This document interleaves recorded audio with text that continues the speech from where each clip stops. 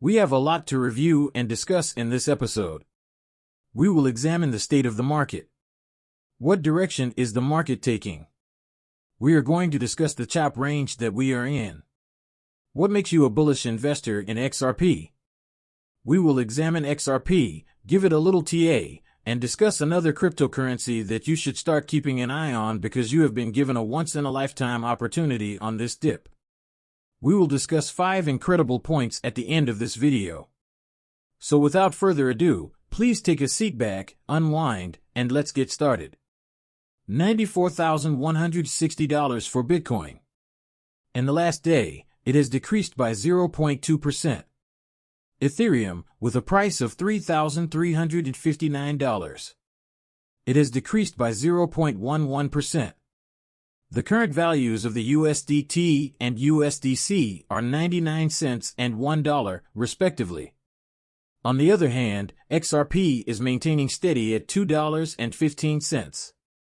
In the last day, it has decreased by 0.84%. At $3.29 trillion, the total value of the cryptocurrency industry is still somewhat declining. Look, we're looking at $7 trillion at the end of this bull run. My high estimate is about $10 trillion. The worst pessimistic scenario would be $5 trillion. I don't think $5 trillion will occur. In my opinion, we will reach $4 trillion very quickly, and then we will accelerate to $5 trillion very quickly. By the time the first correction occurs around tax season in the US in 2025, I believe we'll likely be floating in the $5 to $6 trillion region. After that, a parabolic blow up top will likely push us into the $7 to $10 trillion level. That is the thing you must focus on. Many individuals are tweeting, the bull run is over, come April already, as of late. That is not true. This has already been scheduled. Since August or September of this year, we have likely been preaching and discussing it on this channel. We're not stating when tax time is, but it's around that time frame, and that's when a downturn will happen. It's March, the markets will decline in April. At this point, many people will leave. They intend to completely exit the cryptocurrency market. Although they believe the bull run has ended, it hasn't. This cycle coincides exactly with 2017. A correction is anticipated in March or April of 2025. There will be some sideways movement when we locate the bottoms when that correction is finished. The parabolic blow-up toppers will be introduced. I won't be leaving my job at that time. I'm not trying to sell. These parabolic blow-up toppers are why I'm here. What I'm waiting for is that the majority of your money will be generated at that time. Hold on tight. Hold on tight. Activate the channel's notification bell. Keep abreast of everything and its developments. You must break the habit of simply following and paying attention to everything you see on Twitter because, after reading one person's tweet about it, you suddenly believe that this is how things will turn out. No, people. Here's your gentle reminder now. The bull market is still going strong. The situation is far from over. We have only just begun. Why, in your opinion, are institutions continuing to enter the market? Why, in your opinion, are market makers hoarding between $90 and $100,000 worth of Bitcoin? Institutional investors wouldn't purchase Bitcoin if this bull run halted. If they believed that the value of Bitcoin was going to drop again, why would they be purchasing it? They will experience a financial loss. There's no logic behind it. I mean, this is just plain old common sense. This tweet was sent to me this morning. Bitcoin whales continue to purchase. Are you certain that the top is in? The price is being held by market makers within a narrow band of 90,000 to 100,000. In an instant, this will be broken. Observe the behavior of the whales. Here you are now. This is the chart. This whale delivered 2,700 Bitcoin. On Binance, that is valued at more than $255 million. That purchase is really aggressive. We know this is a whale, but how? Well, consider it. Do you know someone with $255 million to invest in Bitcoin? This isn't your typical Joe, your everyday player. This is a big player who might be an institution taking over. Institutions are aware that we are going to rise significantly from here if they are intervening to purchase Bitcoin inside the area we are currently in. Their goal is to earn money. It's that easy. They aren't entering the market so they can simply enter, let you serve as their exit liquidity, and then leave. That isn't how it operates. According to the cryptic wolf, MicroStrategy increases its Bitcoin stack each time Michael Saylor shares information on the Saylor tracker. Saylor continues to purchase. See, Saylor thinks we'll reach between $200,000 and $300,000 per cycle. Is that feasible? 100%. Is it likely that we will arrive? An extremely explosive parabolic blow-up top will be required. $170,000 is a lock, in my opinion. The highest price I'm seeing Bitcoin go is $225,000, which is still completely unthinkable. We're in the $94,000 to $95,000 zone on Bitcoin, so it's great to see it rise to more than $250,000. Then this one comes from the other side of the block. This is a benefit now. I discussed this at the beginning of 2024 Q1. On this one, we made a lot of money. On this one, we made a lot of money. Profits were taken. I still haven't touched it. I haven't made any money and I have no intention of doing so. On the other hand, Solana has made significant progress. Solana is full of people who want to shit. It's slow, they say. Even if the network goes down, it makes no difference. Take a look at Ethereum. It's also slow. The institutions are still in favor of it. Additionally, the cost has increased.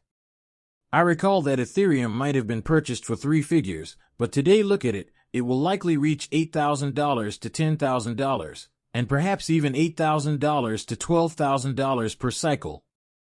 Another is Solana. Future goods and exchange-traded funds, ETFs, are always being introduced.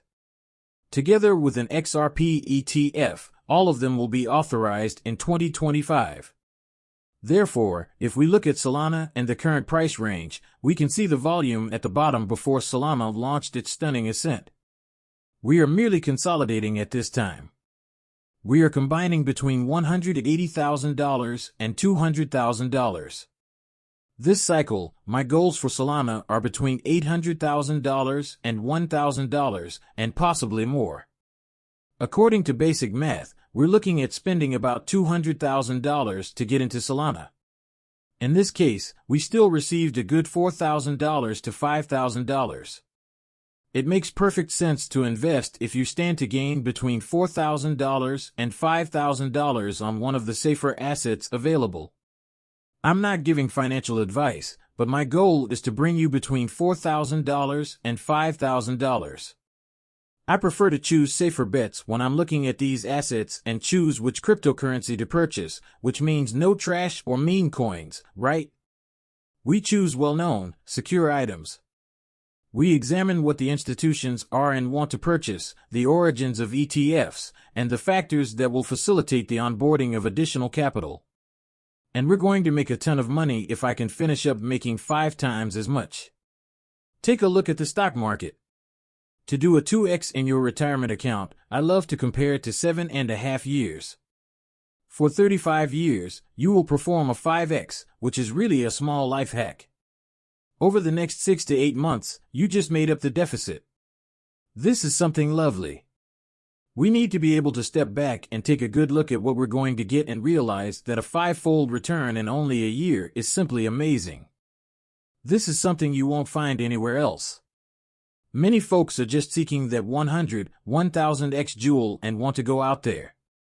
Since you will be leaving the liquidity for whoever issued that token, you must realize that 99.9% of individuals who invest in that garbage lose all of their money.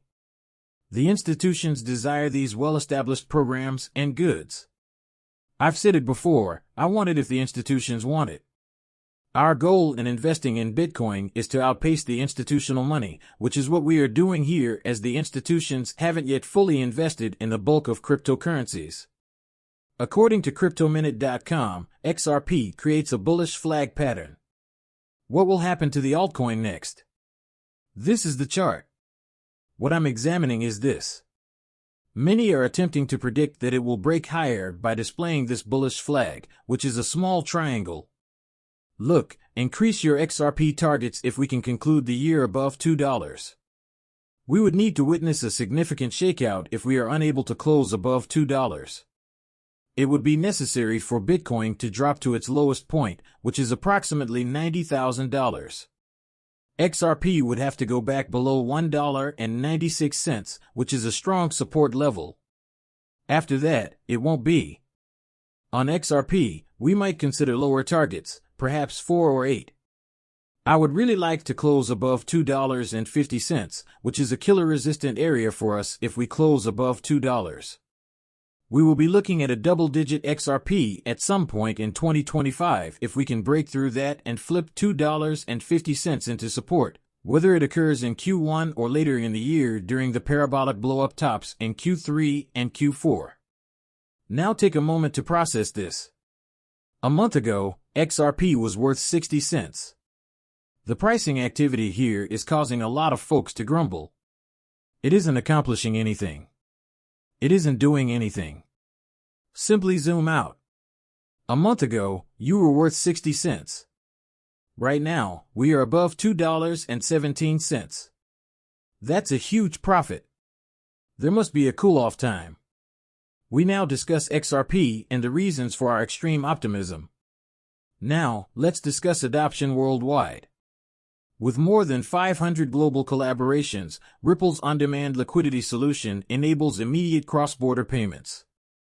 What about the clarity of regulations? Has clarity almost everywhere in the world, but particularly in the United States. We are aware that XRP isn't a security. We are aware that the banks will eventually receive approval to begin utilizing it. We look at the MiCA regulation that will be approved before the end of this year, where Tether is likely to be removed within the EU, and we see Ripple's stablecoin that will be available on exchanges. Scalability and utility, quick, inexpensive transactions. In other words, developers and financial institutions favor it. Next, we examine the enlarged environment. Thus, we examine DeFi, real-world assets, and the ongoing tokenization.